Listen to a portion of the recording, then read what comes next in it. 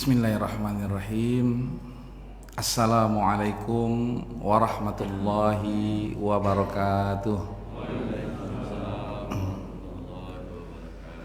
Alhamdulillahirabbil alamin wa bihi nasta'inu ala umuri dunya waddin. Allahumma a'inna ala dzikrika wa syukrika wa husni ibadatik. Allahumma innaka afuwun karimun tuhibbul afwa fa'fu anna. Allahumma inna nas'aluka ridhaka wal jannah wa na'udzubika min sakhatika wan nar. Allahumma barik lana fi Rajab wa Sya'ban wa ballighna Ramadan. Allahumma adfa'anna al bala wal waba wal fahsya wal munkar wal mihan wal fitan ma zahara minha wa ma batan fi baladina hadza Indonesia khassah min buldanil muslimina amah amin ya rabbal alamin.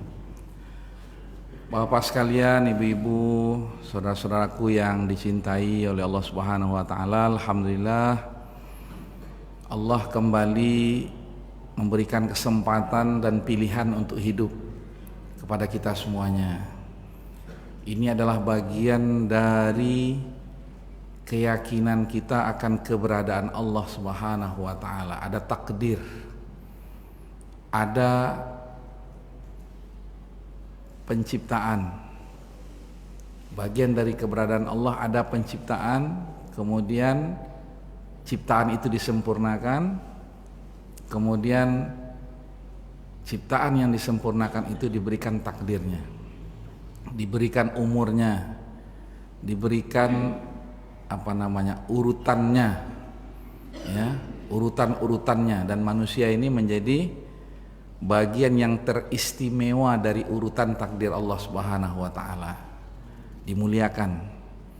Ya, walaqad karramna bani Adam, dan sungguh kata Allah, kami telah muliakan Bani Adam dan kami mudahkan urusan mereka, kemudian kami berikan fasilitas ke dalam kehidupan mereka, warazaqnahum minat thayyibat, dari yang baik-baik, kemudian kami angkat mereka derajatnya dari seluruh ciptaan kami, wafaddalnahum ala katsirin mimman khalaqna tafdila. Kemudian tidak hanya keberadaan Allah itu, Allah menciptakan segala sesuatu, kemudian Allah sempurnakan penciptaannya, Allah tentukan takdirnya, tapi kemudian Allah tetapkan juga jalan hidupnya. Masing-masing itu sudah didistribusikan oleh Allah Subhanahu wa taala jalan hidupnya. Sehingga itulah kesempurnaan dari ciptaan Allah dan keseimbangan yang ada di alam semesta ini. Kemudian kita diberikan pilihan hari ini, alhamdulillah, hidup, menikmati hidup, dan terkhusus pilihan kita untuk hadir di rumah Allah, menjawab panggilan Allah Subhanahu wa taala. Ada yang jauh, ya kan? Ada yang dekat, semuanya terpanggil dan merasa dipanggil oleh Allah Subhanahu wa taala pada subuh hari ini. Mudah-mudahan panggilan-panggilan seperti ini adalah panggilan-panggilan kerinduan kita untuk selalu bersama dengan Allah Subhanahu wa taala. Amin ya rabbal alamin. Semoga kita semuanya sehat walafiat. Kemudian yang kedua, mari kita berselawat dan menyampaikan salam kita kepada baginda Rasulullah sallallahu alaihi wasallam. Allahumma salli ala sayyidina Muhammad wa ala ali sayyidina Muhammad. Assalamu alayka ya Rasulullah. Bicara tentang sholat pada subuh hari ini sebenarnya bukan tentang fikih sholat, karena sudah ada pakarnya yang menjelaskan tentang fikih sholat. Saya sesuai pula dengan makomnya, ya, bicara tentang rahasia sholat, sholat dalam kehidupan kita. Apalagi hari-hari ini adalah hari-hari yang sangat bersejarah, ya, dalam perspektif pandangan kaum muslimin, karena ada suatu peristiwa, ya, yang berkaitan dengan perkara besar ini, yang kemudian menjadi waktu yang paling berharga dalam kehidupan manusia. Waktu yang paling berharga dalam kehidupan manusia adalah ketika dia menghadap Allah Subhanahu Subhanahu wa taala. Kemudian ya dibuktikan ya waktu itu dengan adanya perintah salat. Bapak dan Ibu sekalian yang dirahmati oleh Allah Subhanahu wa taala. Jadi peristiwa Al-Isra dan Mi'raj itu ya menjadikan momentum kita untuk memperbaharui janji kita dengan Allah Subhanahu wa taala. Karena kita sudah berjanji ketika kita masih di alam rahim ibu kita. Ketika Allah meniupkan ruh ke dalam diri kita dan kita dalam proses ya penciptaan, maka ketika itu ketika Allah Subhanahu wa taala meminta kesaksian daripada kita, maka ketika itu kemudian kita bersaksi tentang keberadaan Allah, bersaksi tentang adanya Allah Subhanahu wa taala, bersaksi tentang ketuhanan Allah Subhanahu wa taala.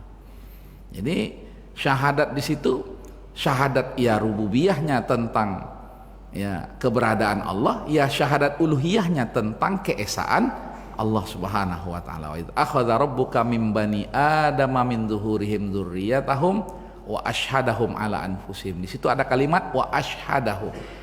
Wa asyhadahum, meminta kesaksian. Dan ulama-ulama berpendapat soal kesaksian itu adalah kesaksian lahir dan batin. Jadi ya bukan sekedar kesaksian lahiriah saja, tapi memang kesaksian lahir dan batin. Wa asyhadahum ala anfusihim.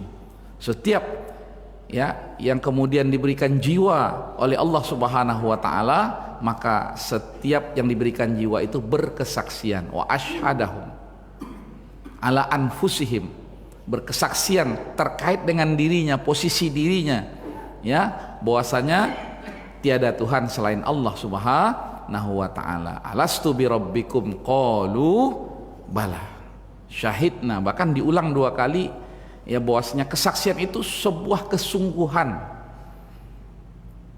Sebuah kesungguhan ya yang dinyatakan oleh manusia sementara dia masih di alam rahim ibunya.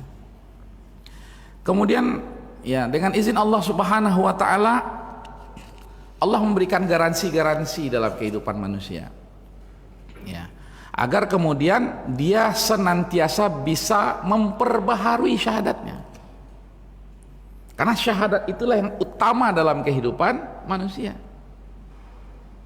Karenanya dia menjadi rukun. Rukun itu asas yang nggak boleh tidak ya, dia harus berdiri di atas rukun itu. Makanya dijelaskan berkali-kali oleh Rasulullah SAW tentang keberadaan rukun itu. Ketika Rasulullah SAW yang diriwayatkan oleh Umar ibn al-Khattab bercerita ya tentang siapa yang tadi itu hadir, yang datang ini orang jauh, karena kami nggak pernah mendengar, melihat tentang orang ini, kata sahabat-sahabat Rasulullah SAW ya. Kami nggak pernah melihatnya, tapi kalau dibilang orang jauh kok nggak kebaca kalau dia memang dari jauh. Kalau saya walaupun naik kendaraan ke sini masih terbaca, ini Ustadz ini capek kayak ini. Nah, ini nggak kelihatan, sehingga kemudian ya sahabat mendengar dari Rasulullah siapa sesungguhnya orang ini. Oh ternyata dia adalah Jibril yang mengajarkan ya, yang menyampaikan perintah Allah Subhanahu wa taala dan mengajarkan tentang rukun kehidupan manusia. Yang pertama terkait dengan keyakinan manusia, ideologi, yang di atas ideologi itulah manusia hidup, itulah kehidupan yang sesungguhnya. Maka diajarkan tentang rukun iman, kemudian diajarkan tentang rukun Islam, dan yang utama dari rukun Islam itu adalah 2 kalimat syahadat. Kemudian bukti dari seseorang itu bersyahadat, maka ada perintah namanya perintah sholat, yang kemudian Rasulullah Shallallahu Alaihi Wasallam menjelaskan tentang perintah sholat ini, ya, bahwasanya dia adalah barometer,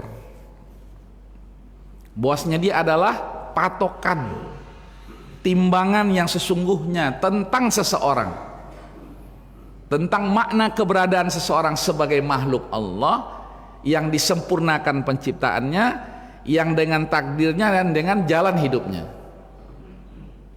Nah itu sholat. Sehingga kemudian ya peristiwa yang luar biasa tentang sholat ini, ya semuanya kita sudah memahaminya dengan baik. Sehingga yang utama tentang sholat ini apa? Adalah ia al-murtakizah al-asasiyah. Jadi apa itu? Hal yang utama dalam kehidupan kita ini. Al-murtakizah al-asasiyah, hal yang utama dalam membangun as-silah bainal insari wa rabbihi. Seorang manusia dengan Tuhannya. Sholat. Karena itulah terkait dengan perintah sholat ini banyak sangkut pautnya. Karena dia hal yang penting. Bahkan kemudian seluruh kehidupan manusia bersangkut paut dengan sholatnya. Makanya kemudian kita ya kan tahu tentang syariat azan, kan gitu kan. Wah ini cerita tentang azan ini luar biasa ya.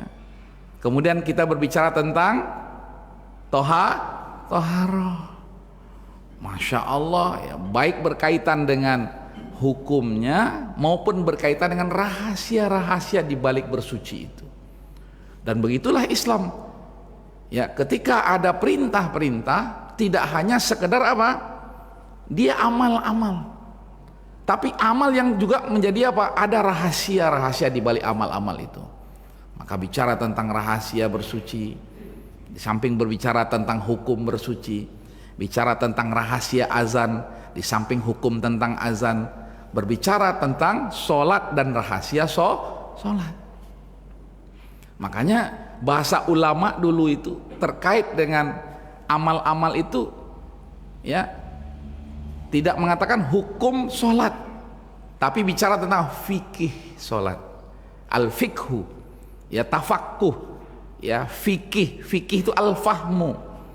Tetapi al-fahmu di sini ya kalau kita balikkan kepada awal-awal perintah Allah Subhanahu wa taala itu ada di situ makna iqra. Nah, di sisi yang lain ada maknanya apa? Allama, mengajarkan, memperluas pengetahuan, mencerdaskan intelektual. Tapi di sisi yang lain, iqra itu tidak sekedar mencerdaskan intelektual. Tapi iqra itu adalah mencerdaskan emosional, mencerdaskan spiritual. Ya, karena manusia itu tidak bisa hanya berpatokan kepada dia berilmu, dan ilmu itu juga bertingkat-tingkat. Makanya 2 kali disebut oleh Allah dalam surat Al-Alaq itu, di 5 ayat yang pertama yang diturunkan oleh Allah itu disebut 2 kali ya. Allamal insana allama bil qalam wa allamal insana malam ya'lam. Pentingnya kecerdasan intelektual, ambil sebanyak-banyaknya. Maka ketika berbicara sholat, ambil sholat dari segala perspektifnya, pandangannya, sisi-sisinya, silakan. Nah, disitulah manusia baru merasakan ya betapa luar biasanya firman Allah perintah Allah Subhanahu wa taala tentang sholat. Jangankan tentang sholat, tentang azan sekalipun. Makanya kita nggak bisa bermain-main dengan hal yang seperti ini. Ya, bermain-main dengan sholatnya, bermain-main dengan azannya, ya, bermain-main dengan bersucinya, sampai kemudian didetailkan oleh Islam. Karena apa? Karena ada kebermanfaatan yang luar biasa untuk yang pertama menjaga fitrah manusia, sesuatu yang melekat dalam diri manusia. Kalau orang kita sebutnya karakter itu sesuatu yang melekat. Nah, sesuatu yang melekat pada diri manusia itu adalah keimanan. Maka perintah sholat dengan azannya, dengan bersucinya, bahkan dengan zikir-zikirnya, bahkan ditambah dengan sholat-sholat sunatnya, itu dalam rangka menjaga sesuatu yang melekat, yang sudah menjadi bawaan manusia, yang tidak boleh hilang semestinya, yaitu keimanan. Maka dikatakan fitrah. Ya, fitrah keimanan. Nah, ini yang pertama. Ada hal yang lain yang juga melekat pada diri manusia yang sudah menjadi bawaan ketika manusia itu diciptakan, disempurnakan penciptaannya, ya. Yaitu apa? Manusia itu memiliki sesuatu yang melekat dalam dirinya adalah akhlak yang mulia. Jadi akhlak itu sesuatu yang sudah dilekatkan oleh Allah sejak manusia itu ditakdirkan akan diproses oleh Allah Subhanahu wa taala. Nah itu. Jadi akhlak itu paling mudah itu ya tahzibnya. Makanya dalam Islam itu kan istilah tahzibul akhlak. Bukan menciptakan tetapi apa? Membersihkan, meluruskan, tahzib namanya. Ya. Misal suatu berantakan, nah, namanya tahzib. Ya, dirapikan. Nah, tahzib, merapikan. Ya, kalau bengkok diluruskan, kalau kotor dibersihkan, itu namanya tahzib. Jadi bukan sesuatu yang baru diciptakan, tidak. Akhlak itu ditahzib karena Allah telah melekatkan akhlak itu.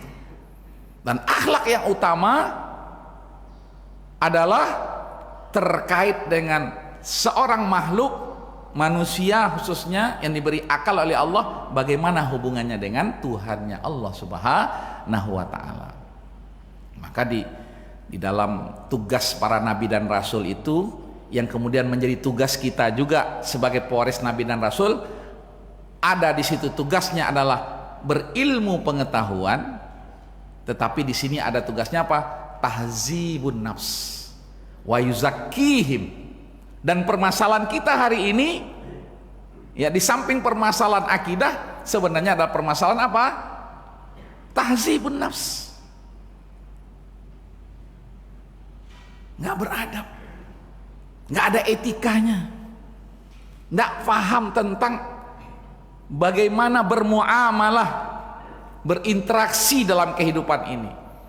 Interaksinya dengan Allah seperti apa, interaksinya dengan sesama manusia seperti apa, interaksinya dengan seluruh makhluk yang ada di alam semesta ini, itu sudah diajarkan oleh Allah. Bukankah ketika Allah mengatakan wa 'allama adamal asma'a kullaha tsumma aradahum 'alal malaikah, sudah diajarkan ya. Tapi kemudian ada pesaingnya, mengajarkan juga tentang apa? Tentang kebalikannya, sehingga memperburuk interaksi seseorang dengan Allah Subhanahu wa taala. Itu yang diajarkan oleh iblis itu. Makanya ketika orang nanya, Ustadz ada aliran sesat nggak di masa Rasul? Jangankan di masa Rasul gitu kan. Ya, sejak awal penciptaan manusia saja sudah ada aliran sesat yang diajarkan oleh iblis laknatullahi alaihi.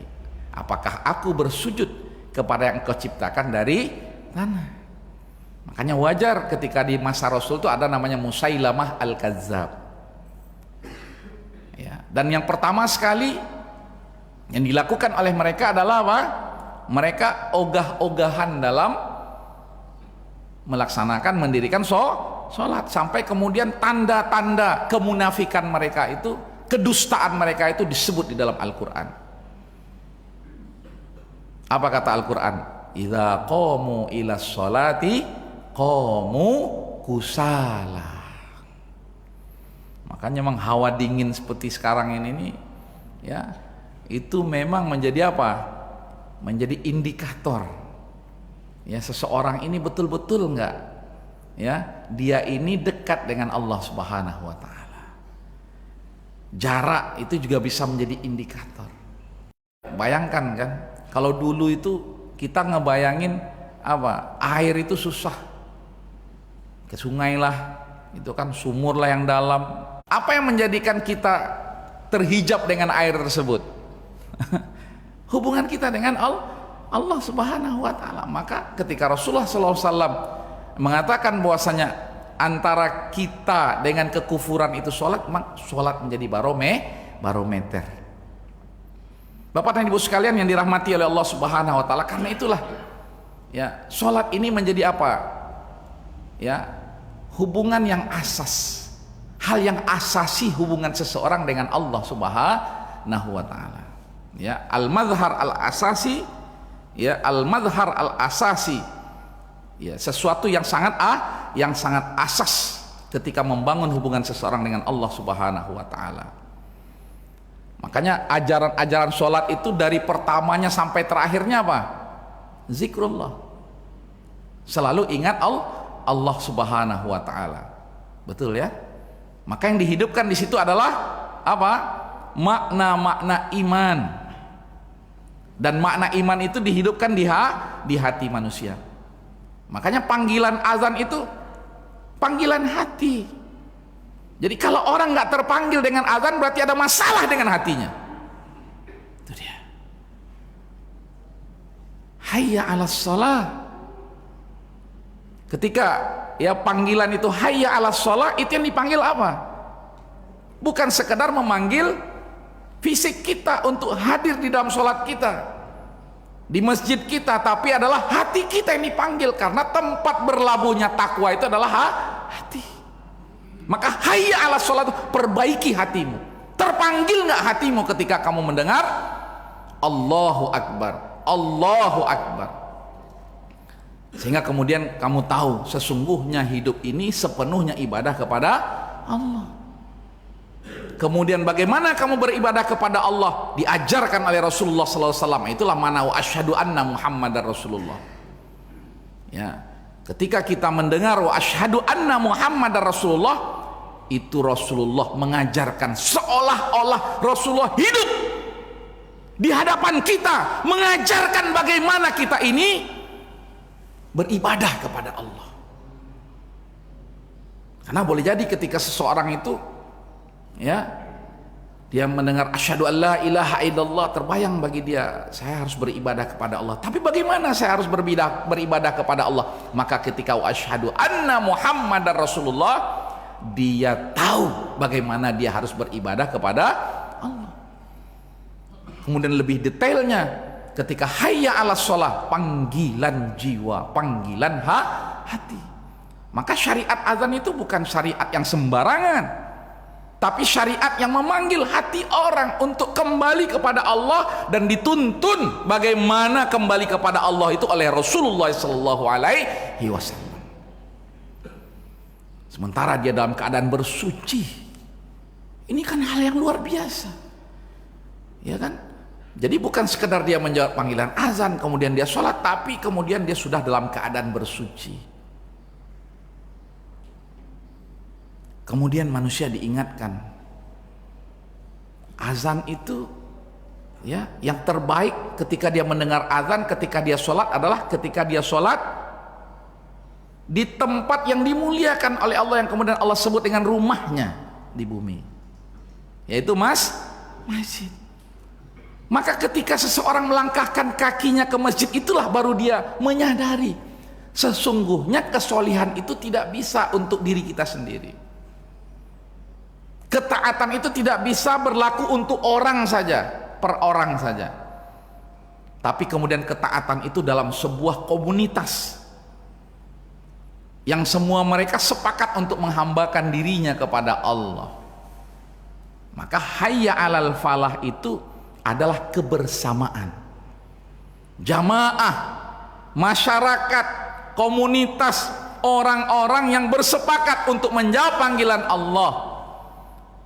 Kemudian mereka berada dalam sebuah kepemimpinan yang tertata, yang semuanya hanya mengharapkan ridha Allah Subhanahu wa taala. Maka tidak ada dua imam di masjid itu. Imamnya satu. Itu menjawab hayya 'alal falah. Maka ini terkait sebenarnya antara sholat dengan azan dengan toharohnya. Ya. Ketika kemudian hayya 'alal falah itu, oh ya, kita ini menuju rumah Allah, bertawajuhnya dengan Allah yang telah menciptakan langit dan bumi, maka layak bahkan wajib untuk kita sembah. Makanya ada istilah rububiyah, uluhiyah. Sebenarnya nggak usah dipeningkan kita dengan istilah itu untuk memudahkan kita faham. Ketika disebut rububiyah, oh Allah sebagai pencipta, Allah yang memberikan manfaat dalam kehidupan kita, Allah yang kemudian memberikan bimbingan, Allah yang kemudian ya menghidupkan, mematikan, Allah yang kemudian menyediakan kebutuhan-kebutuhan kita, itu rububiyah. Tapi di satu sisi kita juga ketika i'tiraf memperakui tentang rububiyahnya Allah, ya dia menciptakan, dia membimbing, kemudian dia memberikan rizki, membagi-bagikannya dan lain sebagainya, itu kita juga menyembah Allah yang satu. Makanya ada uluhiyah. Maka Ibnu Taimiyah ya beristihad bagaimana dalam kajian kita ini faham tentang makna, tentang keberadaan Allah Subhanahu wa taala, kita betul-betul mengesahkan Allah. Maka dalam kajian itu beliau bagi menjadi rububiyah, uluhiyah. Ya, kemudian bagaimana melakukan pendekatan-pendekatan sehingga mudah ya memahami, mengenal Allah Subhanahu wa taala. Maka ada pendekatan lewat al-asma was sifat. Ya, al-asma al-husna. Bahkan kita ini berdoa dengan asmaul husna, itu Allah kabulkan doa-doa kita. Walillahil asmaul husna fad'uhu. Itu yang dilakukan oleh Ibnu Taimiyah. Maka ini sesuatu yang luar biasa, mengandung kebaikan yang luar biasa. Di sisi yang lain kemudian ulama kita yang lain beristihad bagaimana kita ini memahami tentang keberadaan Allah, mengenal Allah Subhanahu wa taala secara baik dan benar. Maka kemudian berbicara tentang Allah ada wujud, ya, bicara tentang Allah lebih dahulu qidam, Allah yang kekal baqa, yang kemudian dikenallah dengan istilah sifat 20. Itu istihad, sehingga kemudian kita memahami tentang makna keberadaan kita dan makna keberadaan Allah di alam semesta ini. Sehingga kemudian dari situ manusia ketika diperintahkan untuk sholat, dia serta-merta taat untuk melaksanakan perintah sholat. Makanya tidak untuk diperdebatkan sebenarnya antara sifat 20 itu dengan ya al-usulus salasah, ya, yang 3 hal itu. Ibnu Taimiyah ulama, Imam Al-Asy'ari ulama. Kenapa kita nggak ulama jadi ribut? Nah, ini menjadi masalah.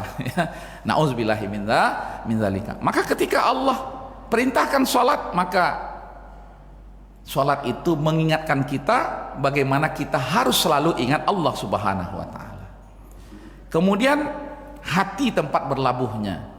Kemudian sendiri itu nggak bisa. Kita harus dalam kebersamaan. Maka ada namanya jamaah, sholat berjamaah. Dan sholat berjamaah itu ya adalah apa? Manifestasi atau apa namanya itu? Perwujudan, ya, perwujudan atau intilak boleh, tempat titik tolak sebuah masyarakat yang disebut dengan masyarakat yang Islami. Ya, itu yang disebut dengan baldatun thayyibatun wa rabbun ghafur. Ya. Maka ketika seorang sholat, yang dia ingat adalah Allah Subhanahu wa taala. Kemudian dia ingat tentang ada nanti kehidupan yang lebih panjang dari kehidupan dunia yang singkat ini. Maka sholat itu mengingatkan seseorang tentang adanya kehidupan setelah kehidupan dunia ini. Maka ketika ya kita membaca Maliki Yaumiddin, apa yang terbayang? Adanya hari kiamat. Maka suatu kepastian tentang hari kiamat itu. Dan itu menjadi kebiasaan seorang mukmin. Untuk apa? Untuk mengingat tentang bekal apa yang akan dia bawa ketika nanti dia di hari kiamat. Di mana dia akan ditempatkan nanti di hari kiamat? Ya. Apakah ditempatkan di surga Allah Subhanahu wa taala atau ditempatkan naudzubillah di neraka Allah Subhanahu wa taala? Maka diingatkan. Maka surat Al-Fatihah itu menjadi apa? Menjadi kebiasaan. Ya, cerminan dari kebiasaan seorang mukmin. Dan bagian dari kebiasaan seorang mukmin itu adalah ingat hari kiamat. Kemudian di sisi yang lain diajarkan, diingatkan kita dengan sholat kita itu apa? Tentang iman kepada Rasul-Rasul Allah Subhanahu wa taala. Iman kepada Rasulullah sallallahu alaihi wasallam. Maka ada di situ apa? Salam kepada Rasulullah sallallahu alaihi wasallam. Assalamu alayka, ya. Assalamu alayka ya Rasulullah. Karena apa? Karena kita tahu yang mengajarkan bagaimana kita beribadah kepada Allah itu adalah Rasulullah sallallahu alaihi wasallam. Nah, bagaimana peristiwa sholat itu sampai kemudian sholat itu menjadi ya 17 rakaat dalam 5 waktu yang dibagi, itu Masya Allah. kelembutan ya di balik perintah sholat yang melembutkan hati kita, kelembutan dari Allah yang Allah berikan kelembutan itu kepada hati kita di balik perintah sholat. Kita nggak bisa kebayang ya bagaimana kita kemudian ketika kita ini nggak ada sholat 5 waktunya, mungkin hidup ini marah aja ya, mungkin hidup ini ya dipenuhi dengan sampah-sampah emosi ya. Baru bangun tidur udah emosi saja ya, mau tidur emosi lagi. Nah itu belum lagi terkait dengan apa kondisi spiritualitas kita, ruhiyah kita nggak tahu, nggak membayangkan kalau ruhiyah kita kering dari mengingat Allah Subhanahu wa ta'ala. Itulah kita melihat summa qasat qulubuhum mim ba'di dzalika, dan kita melihat ada kelompok yang disebut di dalam surah Al-Baqarah itu kelompok apa?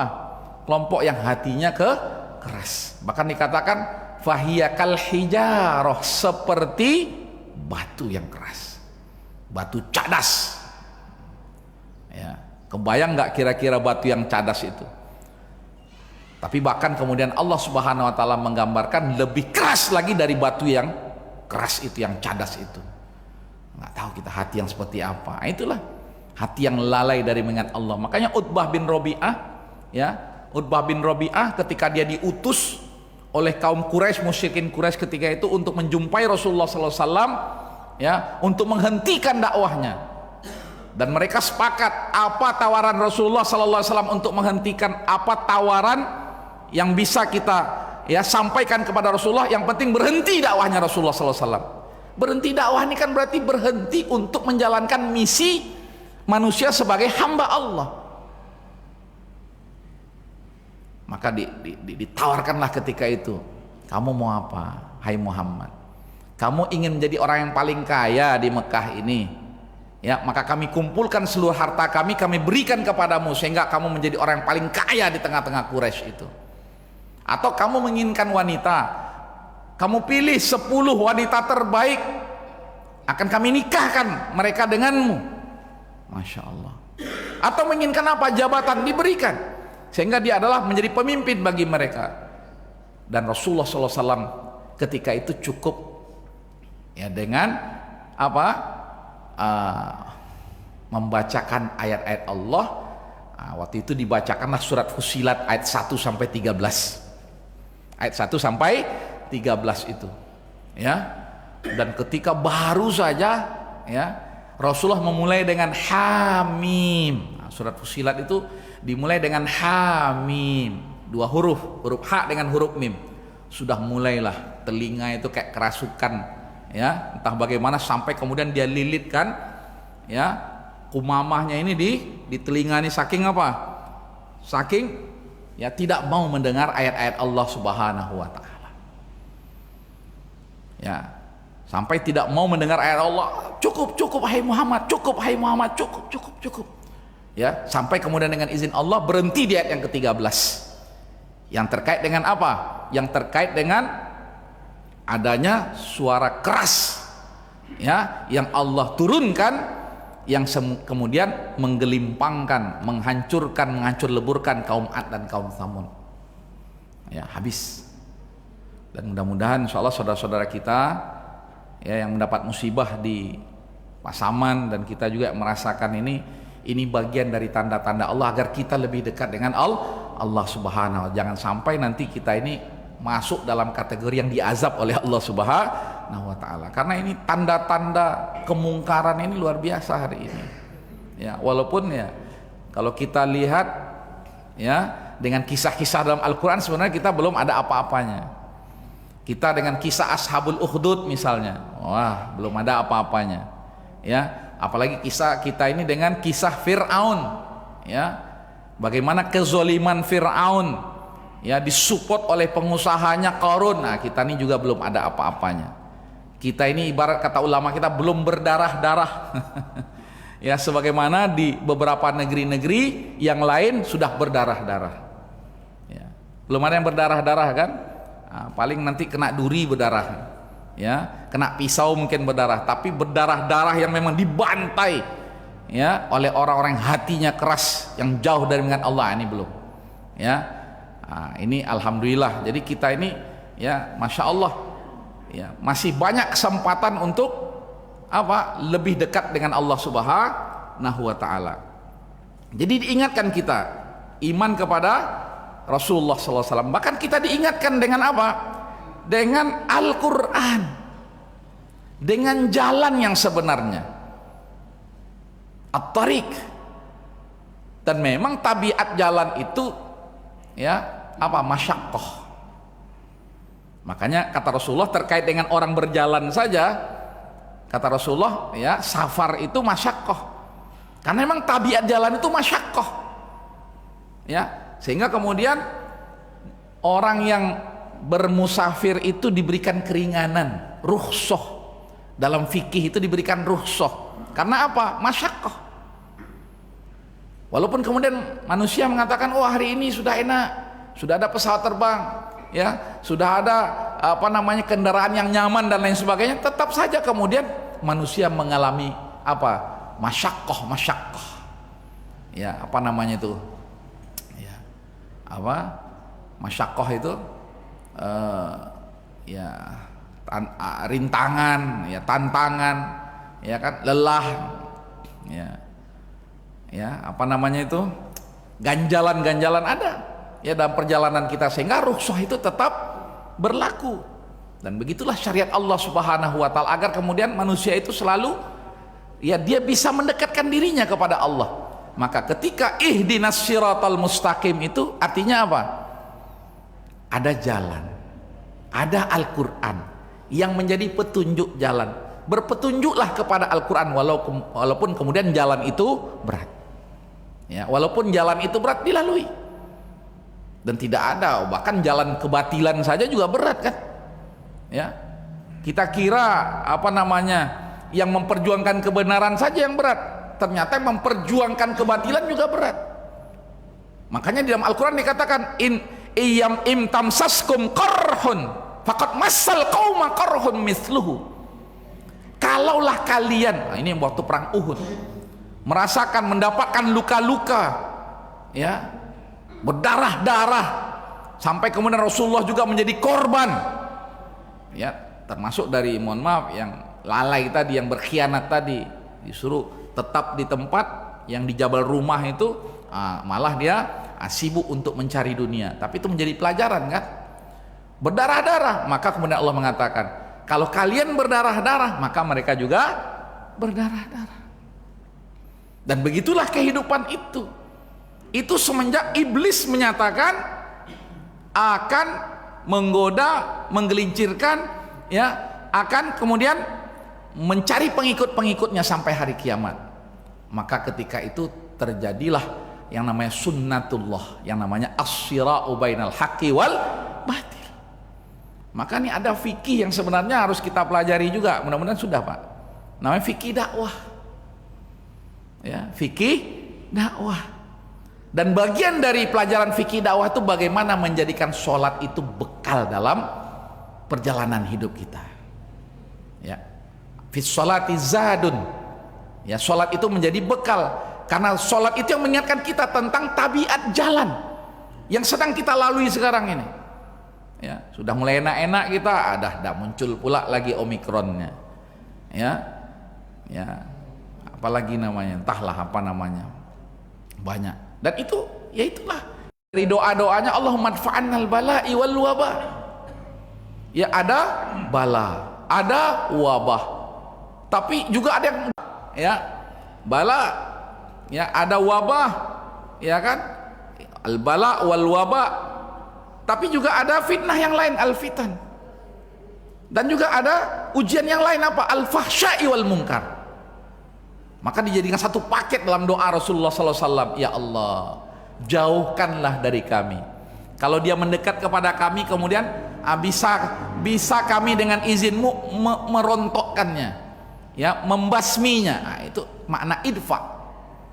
Ya, jadi setiap ada yang datang itu, kalau dia masuk dia bisa kita basmi, ya, atau ada yang langsung dijauhkan oleh Allah. Maka idfa'annal bala waba wal fahsya, ya, perbuatan keji mungkar. Karena ada orang memang dibela betul perbuatan keji itu.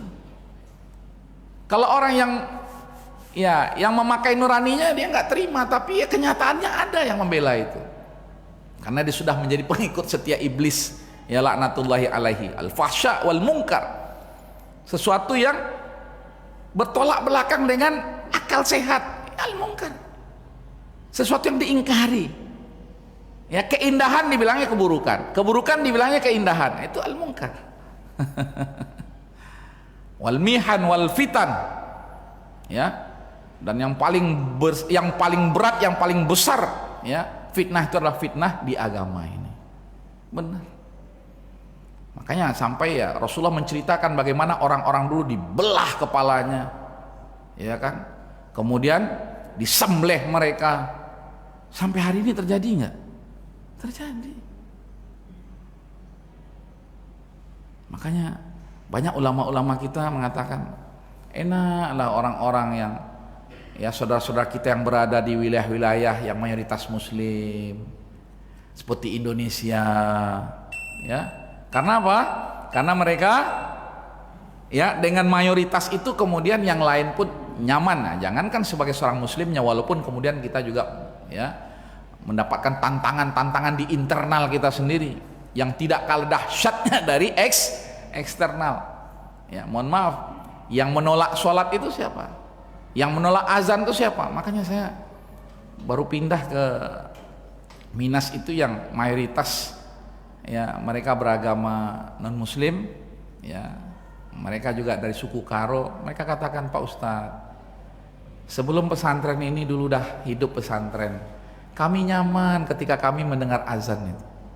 Boleh ditanya nanti, kalau Bapak nanti datang ke pesantren, nanti tanyalah ke masyarakat sekitar situ. Nyaman, karena mereka memakai hati nuraninya, dan itulah panggilan hati, panggilan nurani.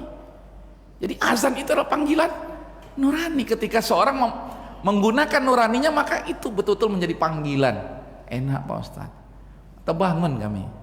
Nah, walaupun mereka kemudian tidak sholat gitu kan, karena mereka tidak beragama Islam, tapi dia bilang kami siap-siap, ya, untuk ke untuk ke pasar, ya, untuk, ya, siap-siap, ya, di keluarga anak yang mau diantar ke sekolahnya dan lain sebagainya itu. Dan sekarang dikumandangkan lagi azan di sana. Entahlah kalau nanti ada yang memfitnah lagi kan, sehingga pesantren tidak boleh lagi azan. Nah, Allahu alam. Sampai hari ini alhamdulillah kita bertetangga baik-baik saja, ya. Apalagi sebenarnya kita sebagai seorang muslim, maka ini, ya, panggilan dari yang telah menciptakan kita, Allah Subhanahu wa ta'ala. Walaupun kita ini masih bergelimang dosa, tapi kita mendengar panggilan itu, ya, tidak menolak sebagaimana menolaknya Utbah dan kaum musyrikin Mekah terhadap panggilan Allah Subhanahu wa ta'ala. Sampai mereka, yang jadi masalah itu kan bukan telinganya saja, yang jadi masalah itu adalah akal dan hatinya yang berkarat itu. Maka kemudian ketika ihdinas siratal mustaqim, maka kita ingat jalan yang sebenarnya itu adalah jalan Allah. Ya, jalan yang sebenarnya adalah jalan Allah Subhanahu. Karena itulah Bapak dan Ibu sekalian, ya, sholat itu menjadi apa? Al-mazhar al-amali, bentuk nyata keimanan seseorang kepada Allah yang gaib, yang mudah-mudahan ketika kita nanti dimasukkan ke dalam surga Allah Subhanahu wa taala, kita bisa melihat Allah Subhanahu wa taala. Amin. Karena melihat Allah, ru'yatullah itu ada di hari kiamat. Ya, ketika seorang dimasukkan ke dalam surga oleh Allah Subhanahu wa taala, maka itu menjadi, ya, sesuatu yang terindah bagi kita, ya, ru'yatullah yaumal qiyamah, ya, melihat Allah nanti di hari kiamat. Maka hari ini sebagai bentuk, ya, nyata keimanan kita kepada Allah yang telah menciptakan kita, menyempurnakan ciptaannya, yang kemudian menjadikan hidup kita ini Masya Allah luar biasa. Maka bentuknya adalah seorang menghadap Allah Subhanahu wa ta'ala. Al-mazhar al-amali, ya, al-mazhar al-amali, jadi bentuk nyata.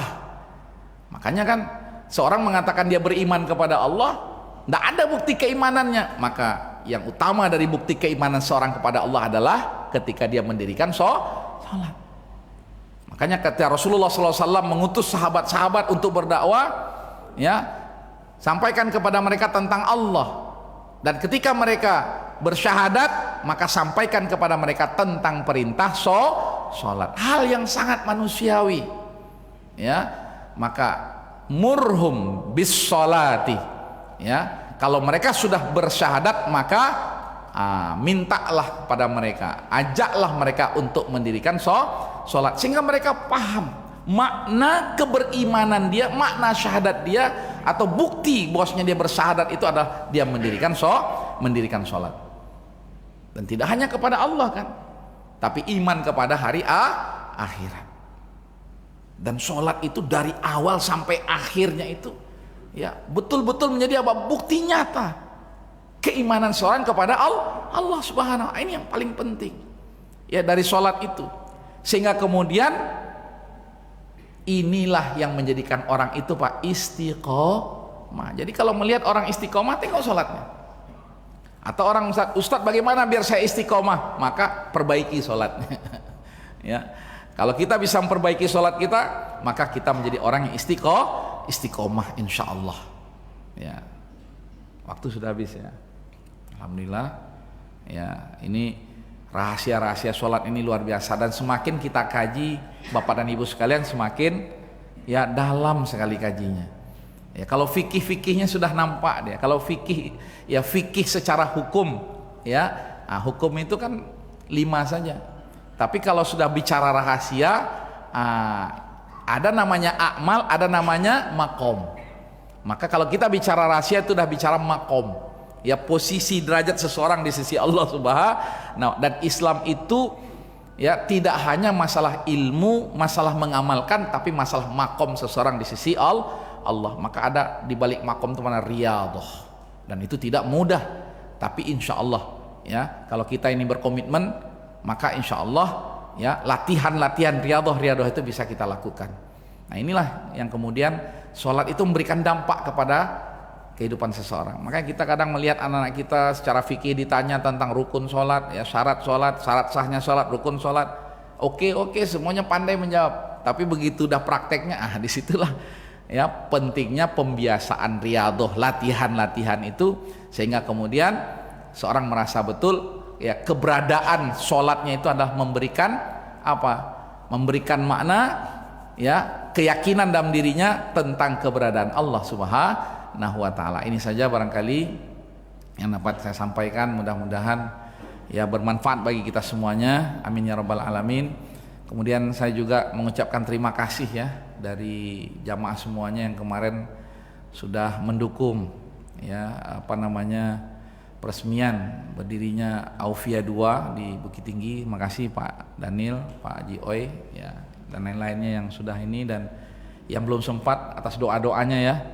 Dan mohon maaf, ya, jangankan untuk sholat, untuk mendirikan yang baik ini memang luar biasa, ya. Sampai malam peresmian itu masih, yang mewakafkan ini masih di masih di WA, ya, untuk tidak percaya, untuk sudahlah, tidak usah menyerahkan dan lain sebagainya, ya. Sampai kemudian qadarullah, ya, Pak Gubernur berhalangan datang, itu memang ujiannya luar biasa, Pak Daniel, ya.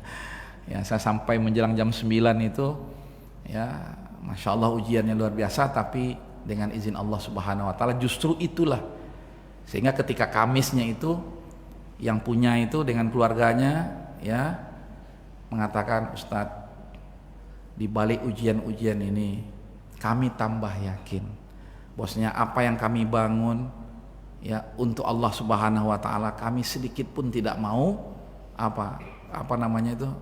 tidak mau, ya, kami sudah amalnya saja. Jadi Bapak dan Ibu sekalian, ya, tidak hanya pengelolaannya saja diserahkan, tapi memang yayasan-yayasannya diserahkan kepada kita, Masya Allah. Jadi, ya, ini berkah, ya, walaupun ujiannya luar biasa, yang menghadangnya luar biasa, yang ngerecoki itu luar biasa, ya, kalau untuk kebaikan gitu, ya, untuk sholat saja gangguannya luar biasa, begitu juga untuk kebaikan-kebaikan yang lain. Jadi insya Allah, dan mungkin bagi yang punya anak yang kelas 6 cucu, ya, yang ingin sekolahnya di Bukit Tinggi SMP, udah bisa daftar, ya, insya Allah. ustadz-ustadz kita dari pesantren-pesantren dari Timur Tengah juga siap ya bergabung di sana. Namanya Aufia 2, Aufia 1 di sini, Aufia 2 di sana. Yang di sana kita buat namanya Thayyibah International Islamic Boarding School ya, dan mudah-mudahan nanti lahir pesantren-pesantren yang banyak, sebagaimana insya Allah kita semua pesantren ini bisa bekerja sama. Itu dukungan dari buya-buya di sana luar biasa ya. Saya betul-betul Masya Allah merasa terharu ya, merasa bahagia sekali karena dukungannya mengalir dari mana-mana, walaupun hambatannya luar biasa ya. Terima kasih sekali lagi atas dukungan ya dari jamaah semuanya, dan mudah-mudahan Allah Subhanahu wa taala senantiasa mengistiqomahkan kita di jalan Allah Subhanahu wa taala. Amin ya rabbal alamin. Lebih kurangnya mohon dimaafkan. Assalamualaikum warahmatullahi wabarakatuh.